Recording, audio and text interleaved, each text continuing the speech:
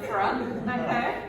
But the thing is that it's really important that you support your patients with some pillows or with rolled up blankets across their pelvis, so quite low because you want to get underneath the belly, and then quite high on their chest because you want to support them above the breasts or above like any kind of chest tissue.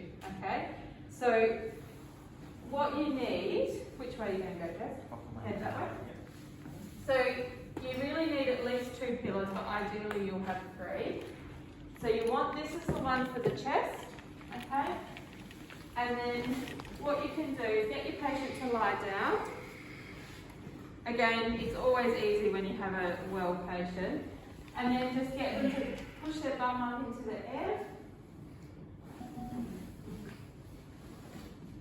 And then you sort of slide that one down.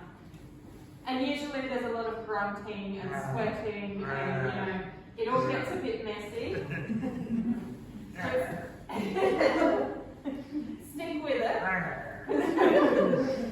Once you get them into a comfortable position, you'll know because the patient will just, they just relax. But what you can see is that we've got a bit of, you don't have to have space, but you want to know that you're not compressing the abdomen, okay? If you are compressing the abdomen, what do you think is happening with the lungs?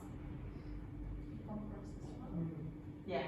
So if I lay down on my stomach, it basically pushes all of those abdominal organs up into my diaphragm, which is not helpful. So we really do need these pillows.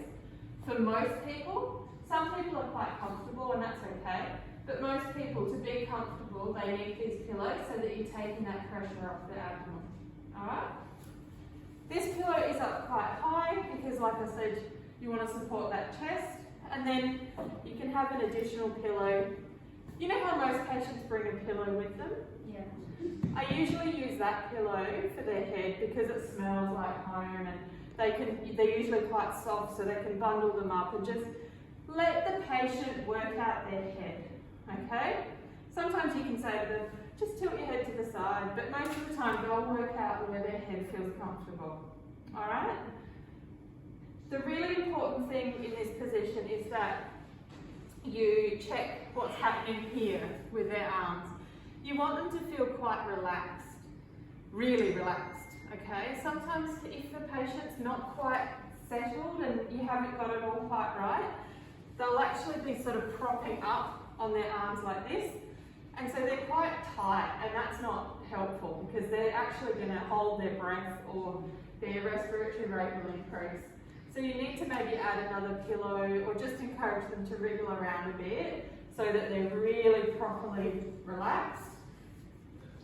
And then the really, really important thing with proning at this point is that you've got your stats monitor on, and because all of the activity of getting them into this position, their saturations are going to go down and their respiratory rate's going to go up, okay?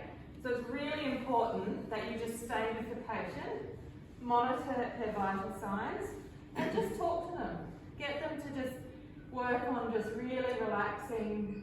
Tell them to just breathe really smooth breaths. Just calm their breathing, okay? I don't tell patients to take deep breaths because you don't need them to overinflate their lungs, and often if they're a bit short of breath, like I am now from this, if I try to take a deep breath, it makes me feel actually a little bit more panicked. So you really want to talk about just smooth breaths, just in through your nose, out through your mouth, just really get them to calm and settle. I often put my hand on their back, just let them sort of settle and get them to really relax. And most of the time, you'll see that their saturations will increase, and then they actually will often increase quite significantly, okay?